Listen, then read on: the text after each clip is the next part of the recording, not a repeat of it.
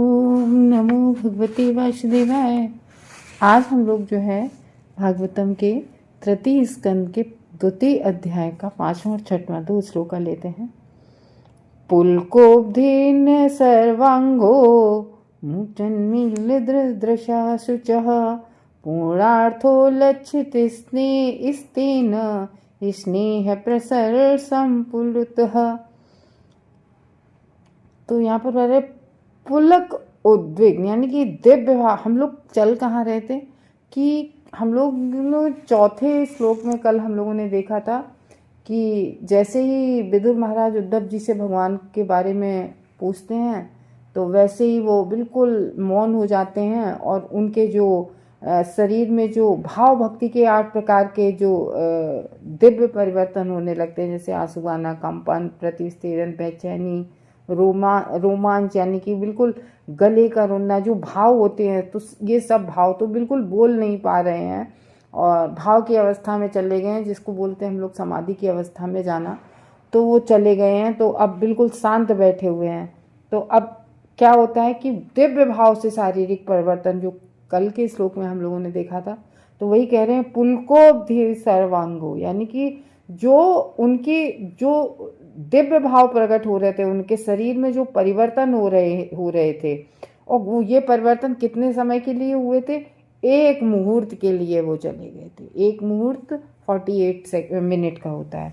सर्व अंग यानी कि शरीर का हर भाग, मुंचन मील दृशा, मुंचन मीन्स लेपते हुए, मील खोलते हुए आंखों को, कि हम लोग जब सो के उठते हैं ना तो आंखें मिचमिचाते हैं। तो यहाँ पर इस श्लोक में ये बता रहे हैं कि वो समाधि की अवस्था में कल चौथे श्लोक में चले गए थे। अब वो उनका विदुर जी का जवाब देने के लिए, जो उन्होंने क्वेश्चन पूछा था उसका आंसर देने के लिए वो फिर लौट के आए उस समाधि से। यानी कि वो यहाँ भक्त के लिए, यहाँ पर बैठे बैठे हुए जो भक्त ध्यान से भाव में भगवत धाम चला जाता है। जैसे कि एक भक्त भक्ति करता है लेकिन वो कभी भी मोक्ष की या सिद्धियों की कामना नहीं करता है भक्त, क्योंकि भक्त कभी कुछ मांगता ही नहीं है, वो तो भक्ति करता रहता है। लेकिन भक्ति करने से ऑटोमेटिक सारी सिद्धियां आ जाती हैं। ये बात हमेशा याद रखना कि सिद्धियां मांगने की जरूरत नहीं होती जब हम भक्ति, क्योंकि भक्त को उनसे कोई सरोकार, अगर सिद्धियां मिल भी जाती है तो भक्त कभी उन सिद्धियों को यूज नहीं करता है, क्योंकि उसको मोक्ष या इन सब चीज़ों की कोई कामना नहीं रहती सिद्धियों की। वो तो केवल भगवान की दिव्य प्रेमा भक्ति यानी कि भगवान का केवल प्रेम प्राप्त करना चाहता है भक्त। तो यहाँ वही कंडीशन उद्धव जी की हो गई। तो उद्धव जी जैसे ही, क्योंकि अब आंसर देना था, जब तक वो 48 मिनट के लिए, यानी कि एक मुहूर्त हम लोगों ने पढ़ा था तीसरे श्लोक में कि एक मुहूर्त के लिए चले गए। तो एक मुहूर्त के लिए जो वो चले गए थे समाधि के, चौथे में पढ़ा था, सा मुहूर्त भवतु श्री कृष्णाधिशुधिया भृशम। तो एक जो वो चले गए थे समाधि की अवस्था में, यानी कि भगवान का जैसे ही उन्हें स्मरण हुआ, उन्होंने भगवान के बारे में पूछा, भगवान का स्मरण आया और भगवान का जैसे ही स्मरण किया वैसे ही भगवान के ध्यान में चले गए उद्धव जी। ये जो है वो विरह, हम लोगों ने कल देखा था कि विरह जो था उनका, जैसे गोपियों का विरह हो गया था ना कृष्ण से, जब कृष्ण चले गए थे तो गोपियां, और विरह में भी एक आनंद होता है। कैसा आनंद होता है? जैसे जब प्रेमी सामने होता है तो प्रेमिकाओं को इतना वो नहीं रहता है इतना, लेकिन जब वो विरह होता है, जब दूर कहीं चला जाता है, तो वो जो विरह में भी जो एक आनंद होता है तो वो एक अलग तरीके का होता है। तो उद्धव के पूरे शरीर में दिव्य भाव के शारीरिक लक्षण जो प्रकट हो रहे थे, आंखें उनकी बिल्कुल बंद थीं, और उन आंखों से, जो बंद आंखों से उनके क्या हो रहे थे, उनके आंसू बह रहे थे। विरह की अवस्था में विरह हो रहा था, उस विरह से उनके आंसू आंख से चले जा रहे थे। तो ये जो है, मतलब उन्होंने, विदुर ने, भगवान का पूर्ण प्रेम उन्हें प्राप्त हो गया था, पूर्ण रूप से वो भगवान को आत्मसात कर चुके थे। तो विदुर जी ये देखे, खड़े खड़े देख रहे थे, क्योंकि विदुर जी भी महाभागवत है, वो भी भगवान के महान भक्त है। तो विदुर उनके सब लक्षणों को पहचान रहा। ध्यान देना, आजकल इन लक्षणों से बहुत सावधान रहना। जो कहते नहीं है क्राई फॉर कृष्णा, कृष्णा के लिए हमें रोना चाहिए तो जबरदस्ती कोई रोना नहीं, ये भाव के आंसू होते हैं, जो भगवान के भाव से, जो आजकल थोड़ा सा दिखावा उस पर नहीं जाना है। तो ये यहाँ पर बात हो रही है उद्धव जी की, ये उनका जो भगवान, एकदम भगवान का स्मरण हो आया तो उनको शोक हो गया, किसका, भगवान से विरह का। भगवान कहाँ भगवान के साथ रहते थे हमेशा उद्धव जी, अब भगवान वो जब भगवान चाह रहे थे इस धरा जगत से, और भगवान, ये हम लोगों को, हम लोग भक्त नहीं है ना, हम लोगों को जो दिखाया जा रहा है वो देखते हैं। जैसे भगवान तो अब ऐसे कहते हैं कि यदुवंश का नाश, कैसे भगवान कैसे नाश हो सकता है जिस उसमें, देखो भगवान कभी भी साधारण मनुष्यों के साथ कोई लीला करने नहीं आते। कई बार हम लोगों ने शास्त्रों के माध्यम से जाना है कि भगवान जब इस जगत में लीला करने आते हैं तो अपने नित्य पार्षदों को लेते आते हैं। ये जो पांचों पांडव थे ये कौन थे, भगवान के नित्य पार्षद थे।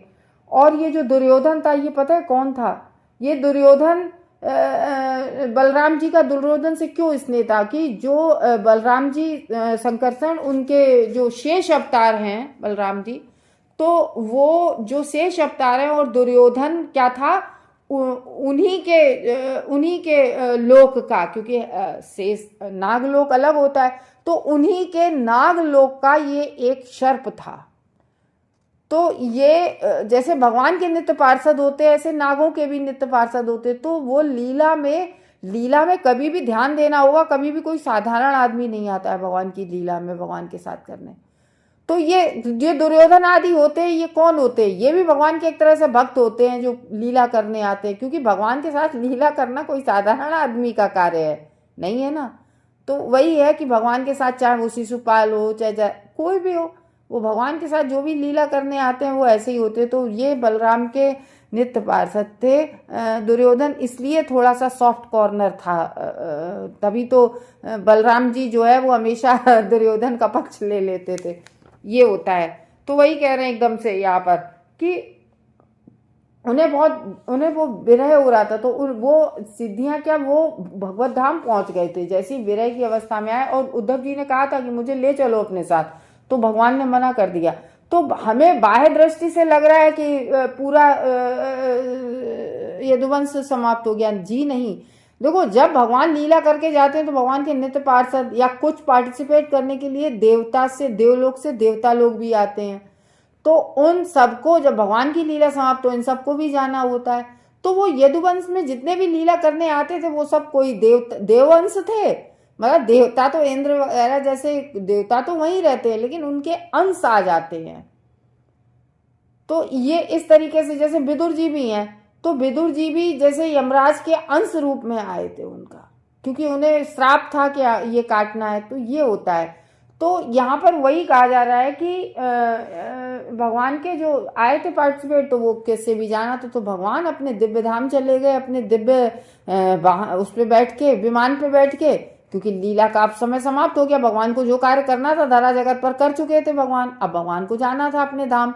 तो भगवान ने वो लीला, अब जो वो लोग आए तो ऐसे कैसे सब लोग गायब हो जाए, तो थोड़ा प्रकृति में भौतिक दृष्टि से दिखाना होता है। तो वो इस तरीके से वो चले गए प्रभास क्षेत्र में, बता दिया गया कि वो भाले से लड़ा के सब समाप्त हो गए, और लेकिन वो सब अपने अपने धाम जहाँ जिससे जो आया था वो वहाँ चला गया था, ये है। तो और अब उद्धव जी को भगवान ले लिए, उद्धव ने कहा था हम चलेंगे, लेकिन उद्धव विरह में आनंद प्राप्त कर रहे, तो वो आनंद के आंसू निकल रहे हैं। वो विरह से भी, देखो जैसे प्रेमी प्रेमिकाओं का विरह में भी एक अलग प्रकार का आनंद आता है, ऐसी भगवान के भक्त का, जैसे हम लोग ने चैतन्य चरितामृत जब पढ़ाई थी माता जी ने, तो हम लोग पढ़ रहे थे, तो चैतन्य चरितामृत में आता है कि चैतन्य महाप्रभु जब भगवान को देख के, जैसे जगन्नाथ रथ यात्रा निकली, तो वो दूर से ही देख के वो एकदम से मूर्छित हो जाते थे भगवान के प्यार में। और एक बार तो ऐसे हुआ कि वो राधा रानी से बात करने लगे ऐसी कि मैं था तुम थे, ऐसे करके, मतलब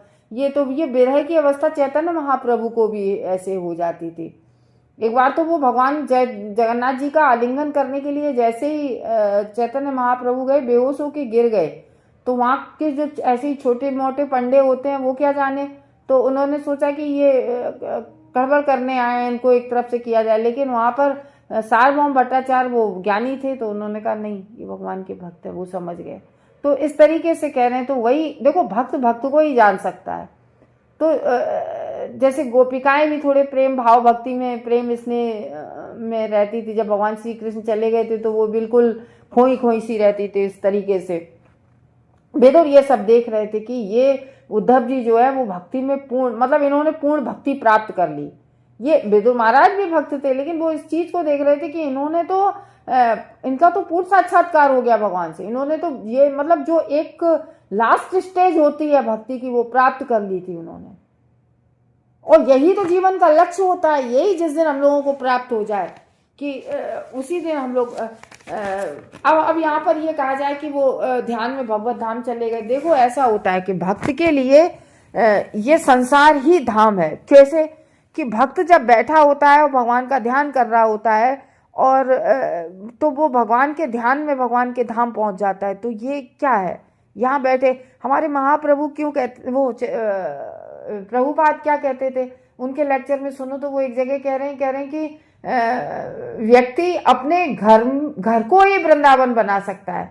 घर में तुलसी लगाए, तुलसी की सेवा करे, भगवान अर्च विग्रह की मूर्ति रखे, भगवान की सेवा करे, है घर में भोग प्रसाद अर्पित करके ही अपना भोग प्रसाद ग्रहण करे।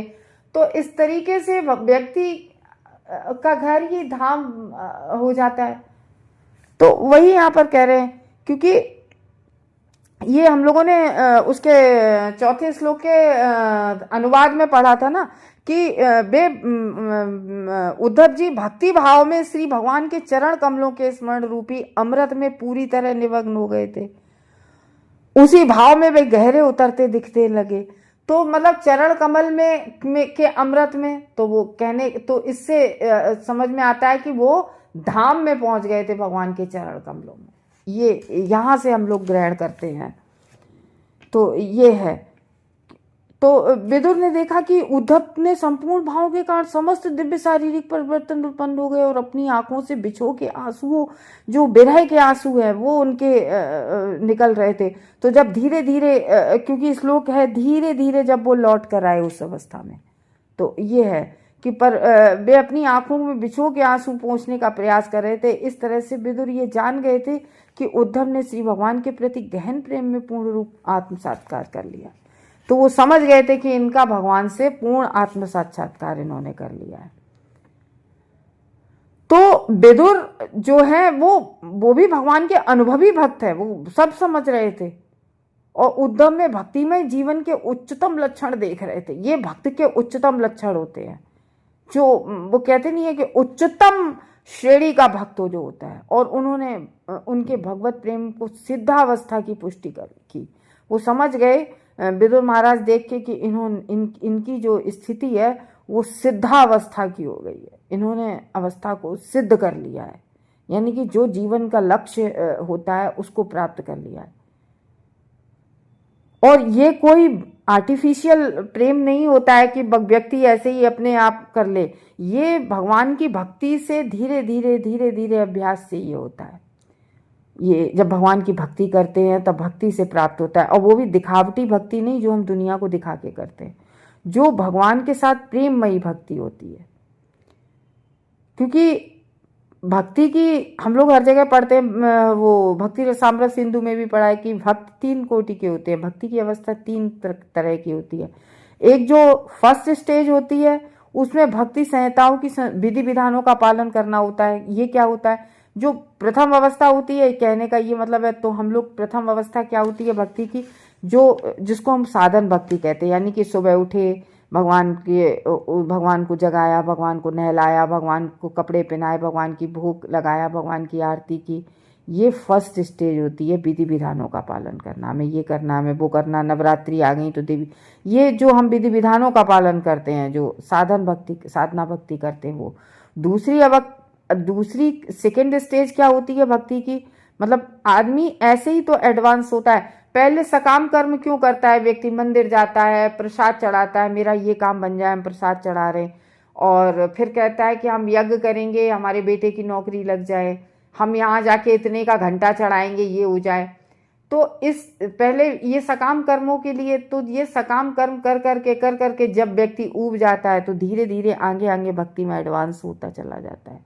कभी कभी किसी का फॉल डाउन भी हो सकता है, तो वैसे कम होता है, क्योंकि जब एक बार भक्ति में घुस जाते हैं तो भगवान उसको फॉल डाउन होने पे भी फिर भगवान क्या करता है, उसको कहीं ना कहीं ऐसा भक्त का साथ मिलवा देते हैं जो और है सब ये भगवान की कृपा, वरना हर व्यक्ति भक्ति कर नहीं सकता है। तो दूसरी अवस्था होती है भक्ति की स्थायी दशा का आत्मसात होना और उसकी अनुभूति होना, अंतिम अवस्था होती है। तो सेकेंड स्टेज में क्या होता है कि आत्मसात करना और उसकी जो अनुभव प्राप्त होता है, जो जो जो जिसको हम लोग कहते हैं ना कि संबंध, अविधेय और प्रयोजन। प्रयोजन क्या होता है कि हमने भगवान के चरणों की, जो कि इधर उद्धव जी ने कह रहे हैं ना कि भगवान के चरण कमलों के अमृत का पान कर लिया, तो ये होता है। तो दिव्य शारीरिक अभिव्यक्ति के लक्षणों वाली भाव अवस्था जो होती है, ये भक्ति की जो नवधा भक्ति होती है, भक्ति की जो नौ होती हैं, जो श्रवणम, कीर्तनम, स्मरणम हैं और फिर पाद सेवनम इत्यादि, ये जो 9 विधियां होती हैं, इन विधियों का शुभारंभ सबसे पहले श्रवण से होता है। क्योंकि देखो नवदा भक्ति भी श्रवण से शुरू होती है कि जब हम भगवान के बारे में सुनते हैं, क्योंकि जब तक हम किसी के बारे में सुनेंगे नहीं, हम उससे प्रेम कैसे हो पाएगा, हम उसके बारे में जब जानेंगे नहीं अच्छे से। जन्माद्यस्य अतो अन्वयादितरतश्चार्थे सुभिज्ञ स्वराट् तेने ब्रह्म हृदयादि कवये। तो मतलब जो हमारे भागवतम का प्रथम स्कंद का प्रथम अध्याय का प्रथम श्लोक है, तो उस श्लोक में जब प्रथम श्लोक से सबसे पहले तो भागवतम शुरू होती है ओम नमो भगवते वासुदेव से, तो ये मतलब सबसे पहला श्लोक तो ये बताता है कि ओम नमो भगवते वासुदेव की ये किस देवता, मतलब देवता नहीं कहते उन्हें, भगवान बोलते हैं, तो किन भगवान के बारे में यहाँ बात हो रही है, नमो भगवते वासुदेव, उनका मंत्र। फिर उसके बाद में फिर भगवान के बारे में बताया गया कि इस संपूर्ण सृष्टि का जो बनाना, उनके प्रत्यक्ष देवता सब कौन है, भगवान विष्णु है। तो इस तरीके से कह रहे, तो भगवान की महिमाओं तथा लीलाओं को नियम पूर्वक श्रवण करने से शिष्य के हृदय की अशुद्धियां धुलने लगती। और जैसे जैसे हम सुनते हैं भगवान के बारे में, जैसे जैसे हम भागवतम सुनते हैं, वैसे हमारे जो हृदय की अशुद्धियां वो धुलने लगती हैं, हमारा हृदय प्योर होने लगता है। और जब तक कलुषित रहता है हृदय, तब तक हमें भगवान का कोई भी अनुभव प्राप्त नहीं होता है, और ना ही हमारे हृदय में भगवान, देखो गंदी जगह पे भगवान क्यों आएंगे, कभी नहीं आते। जब हम भागवत सुनते हैं, हमारा सुनते सुनते हमारा हृदय पवित्र होने लगता है, शुद्ध होने लगता है। जो हृदय का सारा कलमश है, जैसे जैसे हम सुनते हैं हृदय का कलमश सब धुल जाता है और प्योर हृदय हो जाता है, फिर वहाँ भगवान निवास करने लगते हैं। तो जिस शिष्य की अशुद्धियाँ जितनी अधिक धुल जाती हैं, वह भक्ति में उतना अधिक दृढ़ होता चला जाता है। तो इस तरीके से क्रमशः ये भक्ति कार्य एक एक करके, मतलब सबसे पहले स्थिरता आती है, फिर भगवान में दृढ़ विश्वास होता है कि नहीं भगवान ही सब कुछ है। फिर भगवान के बारे में जैसे हम लोग शुरू में सुनते हैं तो भागवत में नहीं मन लगता है, तो भी बिना मन लगाए हम लोग सुनते हैं, जबरदस्ती सुनते हैं कि नहीं हमें भागवतम सुनना है। तो फिर उसमें इंटरेस्ट आने लगता है, तो फिर आस्वाद आ जाता है, स्थिरता आती है, फिर भगवान में दृढ़ विश्वास, निष्ठा आने लगती है, फिर भगवान का क्या हो जाता है, आस्वादन उसको सुनने का। और जब हम सुनने लगते हैं तो ऑटोमेटिक आप भी इसको अगर अनुभव करना चाहते हैं, फिर आपको भगवान की स्वयं अनुभूति होने लगती है, और फिर भगवान की अनुभूति होती है, फिर आत्मसात का रूप धारण कर लेते हैं। तो इस तरीके से धीरे धीरे क्रमशः, मतलब एकदम से नहीं कुछ भी परिवर्तन होता है कि हमने एकदम से भक्ति की और भगवान हमारे हृदय में, हम लोग कहते हैं अभी इतने दिन हो गए हम माला कर रहे हैं, शोला माला कर रहे हैं, हम भगवान की पूजा भी कर रहे हैं, भागवतम भी सुन रहे हैं, कोई अनुभूति नहीं हुई जी नहीं। अनुभूति क्रमशः धीरे धीरे आप पता भी नहीं चलेगा आप कब बदल गए। तो ये विभिन्न अवस्थाएं आती हैं, इस प्रेम का सर्वोच्च अवस्था तक पहुंचा देती हैं, और भगवान के प्रेम से, और सबसे सर्वोच्च अवस्था यही है कि भगवान का प्रेम प्राप्त करना। यही तो हम लोगों का प्रयोजन है, भगवान का प्रेम प्राप्त करना, यही भक्ति की लास्ट स्टेज होती है। और इसकी सर्वोच्च अवस्था में भी स्नेह, क्रोध तथा अनुराग जैसे अन्य लक्षण पाए जाते हैं। धीरे धीरे विशेष दशाओं में ये महाभाव की दशा को प्राप्त कर लेते हैं, जो जीवों में सामान्यतः संभव नहीं है। तो सामान्य जीवों में ये संभव नहीं है, क्योंकि भगवान का जो प्रेम होता है ये सभी साक्षात भाव चैतन्य महाप्रभु में जो प्रकट होते थे वो होते हैं। तो चैतन्य महाप्रभु के जो मुख्य शिष्य थे शील रूप गोस्वामी, क्योंकि जो भक्ति रसामृत सिंधु लिखी है वो शील रूप गोस्वामी ने ही लिखी। चैतन्य महाप्रभु बताते, और वो रूप गोस्वामी कहते हैं मैं तो कुछ नहीं जानता, जो चैतन्य महाप्रभु बोलते जाते हैं वो शील रूप गोस्वामी लिखते जाते हैं। तो वो उसमें भक्ति रसामृत सिंधु में इन दिव्य लक्षणों का क्रमबद्ध वर्णन बहुत अच्छे से, भक्ति के लिए भक्ति रसामृत सिंधु बहुत अच्छी किताब है, बहुत अच्छा है, शील रूप गोस्वामी की लिखी हुई। जो उद्धव जैसे शुद्ध भक्तों द्वारा, अगर भक्ति में आना चाहते हो तो एक बार भक्ति रसामृत सिंधु जरूर सबको पढ़नी चाहिए, जो उद्धव जैसे शुद्ध भक्तों द्वारा प्रदर्शित किए जाते हैं। हमने भी भक्ति रसामृत सिंधु का सार रूप में जो है हम लोगों को भी माता जी के अनुगत्य में, माता जी की कृपा से हम लोगों ने भी पढ़ ली थी। तो इस जो ये भक्ति रसामृत सिंधु है ये भक्ति के विज्ञान पर बहुत अच्छी जानकारी देती है ये बुक। तो इस तरीके से हम लोग जो है 6 इसका और श्लोक कर लेते हैं। सनकैर्गवलोकानान् लोकं पुनरागतः बिम्रजनेते विदुरं प्रीत्याहुद्धव उत्समयन्। तो अब इसमें कह रहे हैं सनकैर्गवलोकान्, तो सनकै यानी कि जो भगवल्लोका यानी कि धीरे धीरे भगवान के लोक से। सनकह यानी कि किसके लिए कहा गया है कि जो उद्धव जी भगवत धाम चले गए थे समाधि की अवस्था में। तो अब इस श्लोक में बता रहे हैं कि सनकह भगवत लोका यानी कि भगवान के लोक से धीरे धीरे वो लौटे। काय के लिए लौटे? एक मुहूर्त के लिए चले गए थे 48 मिनट, तब तक विदुर महाराज तो भगवान के भक्त थे, वो सब समझ रहे थे, वो वहीं खड़े थे, अपने आंसर की प्रतीक्षा में बैठे थे। और इधर उद्धव जी तुरंत धीरे धीरे भगवान के लोक में जो उनका ध्यान पहुंच गया था। तो ये जैसे क्लास में स्टूडेंट पढ़ता है, टीचर समझ जाता है, तो टीचर जो बच्चा का वहाँ नहीं दिमाग होता है तो वो बच्चा बॉडी से तो प्रेजेंट होता है लेकिन माइंड से एब्सेंट होता है। तो वो टीचर पूछता है कि अभी मैं क्या पढ़ा रहा था, तो स्टूडेंट नहीं बता पाता है। क्लास में बैठा होता है लेकिन नहीं, क्यों? क्योंकि उसका मन होता है या तो कभी खेल में या फ्रेंड्स के पास पहुंच जाता है, यानी कि बॉडी से तो प्रेजेंट है लेकिन वही यहाँ पर भक्ति में भगवत धाम चले गए थे उद्धव जी। बॉडी से तो प्रेजेंट थे लेकिन उनका जो मन वो कहाँ पहुंच गया था? भगवत धाम।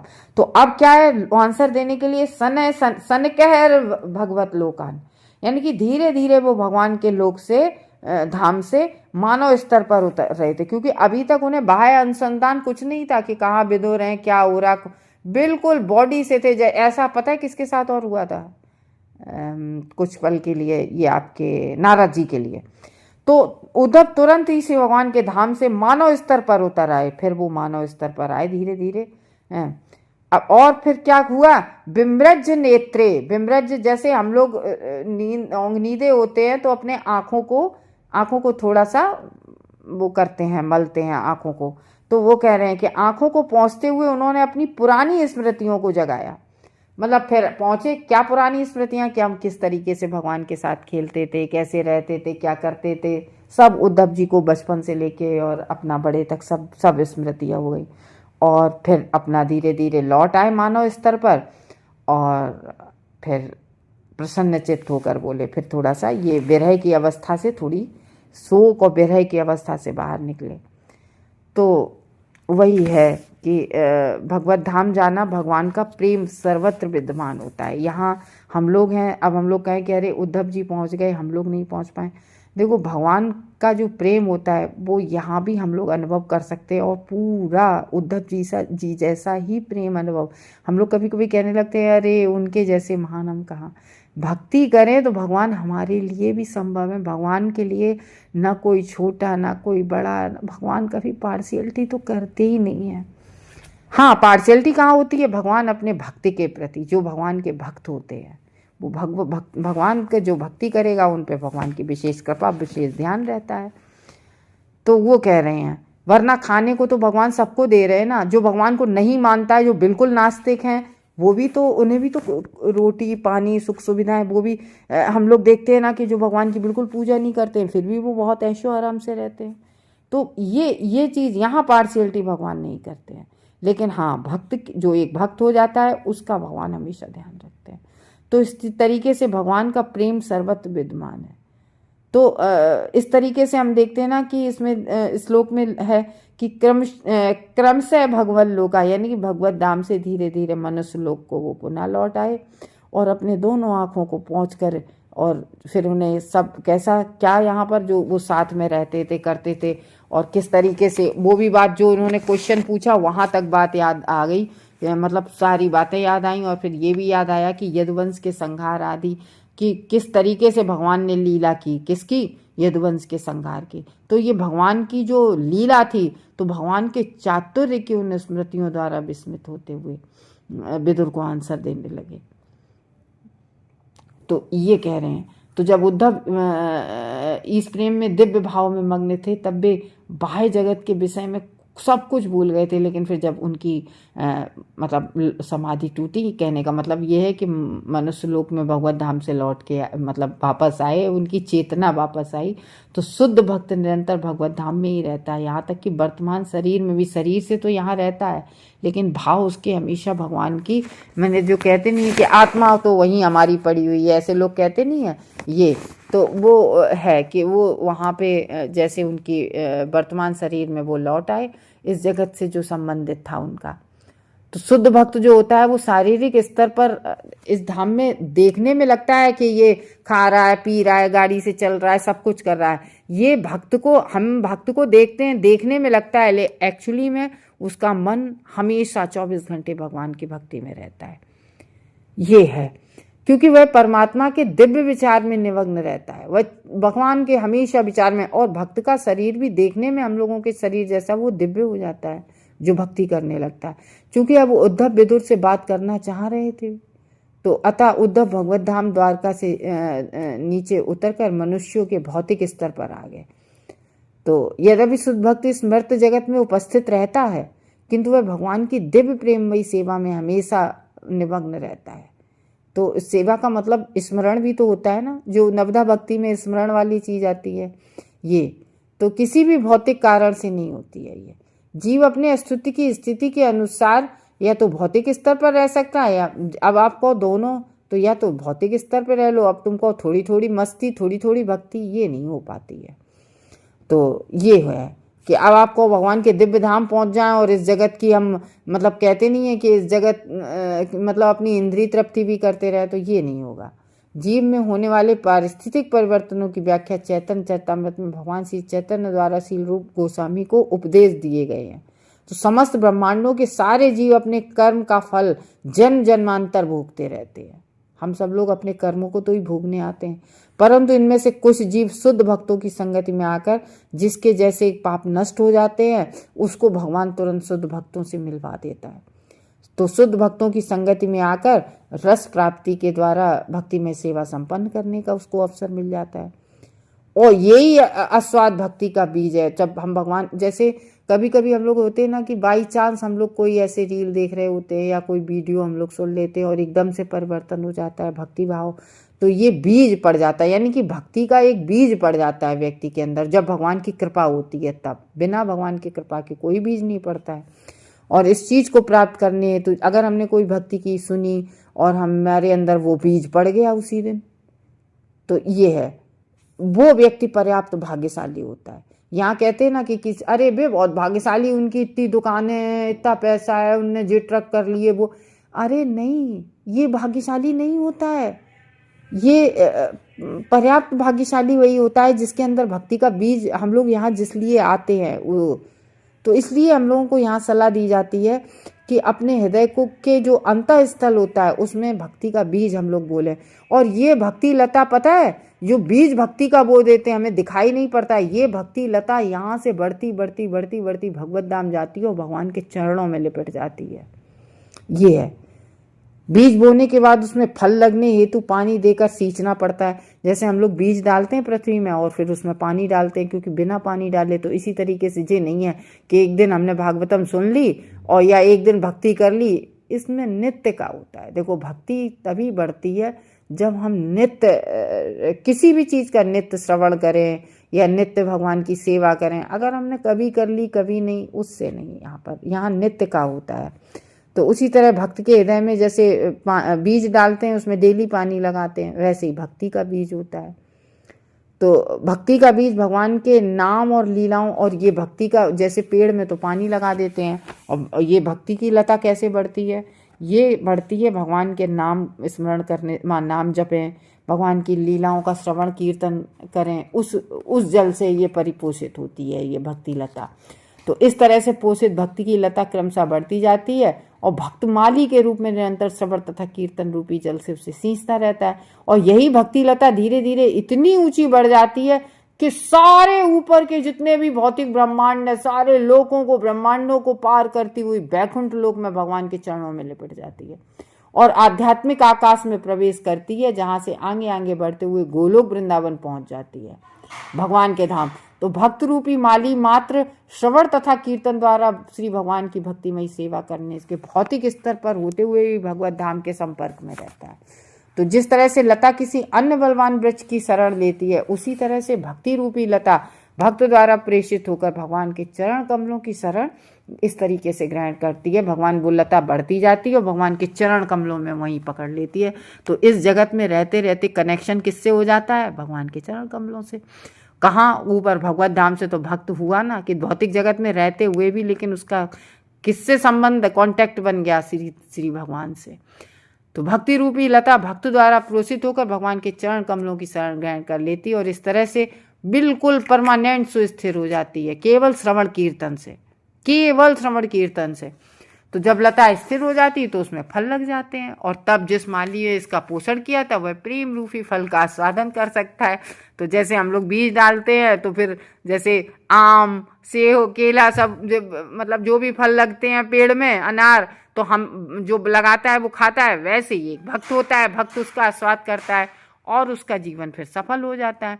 तो उद्धव को यह अवस्था प्राप्त हो गई थी, और ये तो स्पष्ट देख रहे थे विदुर महाराज जी, तो वे परम धाम पहुंच सकते थे और उसी के साथ साथ इस जगत में भी प्रकट हो सकते थे। तो वो मतलब वहाँ, मतलब यही है कि वहाँ भी पहुंच जाते थे और इस जगत में भी तुरंत प्रकट हो जाते। ये भक्ति की जो है वो सबसे जो कहते हैं ना बड़ी अवस्था होती, ऊंची अवस्था होती है। हरे कृष्णा।